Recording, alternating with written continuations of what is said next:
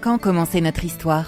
Il y a 30 ans, quand quelques précurseurs ont eu l'idée de s'appuyer sur les groupements d'employeurs pour organiser des parcours d'insertion et de qualification, ce serait trop long. Cap sur l'année 2013, où notre réseau a traversé une crise de croissance.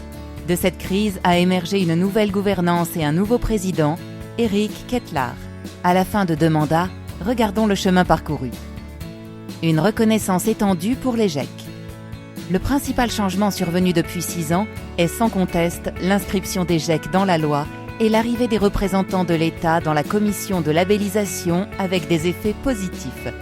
Davantage de rigueur et de formalisation du processus de labellisation, une garantie d'impartialité des décisions, un renforcement de nos liens avec le ministère du Travail permettant la reconnaissance des GEC comme un outil majeur d'insertion pour la qualification. En 2018, ce partenariat étroit avec l'État s'est traduit par l'intégration des GEC dans le plan d'investissement dans les compétences et dans le plan de lutte contre la pauvreté, entraînant l'implication des directs dans le développement du réseau. Plus concrètement, l'aide à l'accompagnement versée aux GEC doit prochainement être étendue à tous les publics prioritaires sans condition d'âge. Cet investissement de l'État conduit à un doublement de l'enveloppe consacrée aux GEC à l'horizon 2022. De leur côté, les branches professionnelles et leurs opérateurs de compétences confirment pour la plupart leur soutien aux GEC. Et la Fédération depuis 2013 ? La Fédération française des GEC accompagne ces évolutions.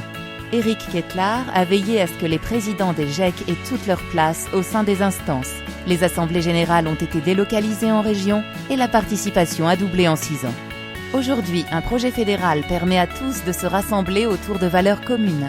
La fédération s'est également dotée début 2019 d'une charte d'éthique afin de garantir la transparence de la gouvernance des GEC. La présence territoriale a été renforcée grâce au développement des comités régionaux, 9 à ce jour. Enfin, de nouveaux outils numériques ont été créés et l'offre de services aux adhérents a été considérablement renforcée.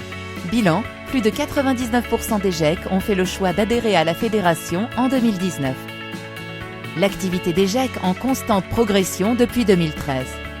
En 6 ans, l'activité des GEC a beaucoup progressé, sans compromettre la qualité de l'accompagnement. En 2013, les 141 GEC signaient 5600 contrats grâce à leurs 5200 entreprises adhérentes. En 2019, nous en sommes à 169 GEC, 6800 entreprises et 9000 contrats, soit une progression de 60% en 6 ans, avec 92% de réussite aux qualifications présentées et 70% d'accès à l'emploi. En 2019, de nombreux projets de création de GEC sont à l'étude, de nouveaux secteurs se développent et grâce à l'implication de tous, les GEC n'ont pas fini de faire parler d'eux. Ils font la preuve au quotidien qu'il est possible de répondre aux besoins en main-d'œuvre qualifiée des entreprises en recrutant, en formant et en accompagnant des personnes en difficulté d'accès à l'emploi. Les GEC, c'est véritablement la plus belle façon d'embaucher.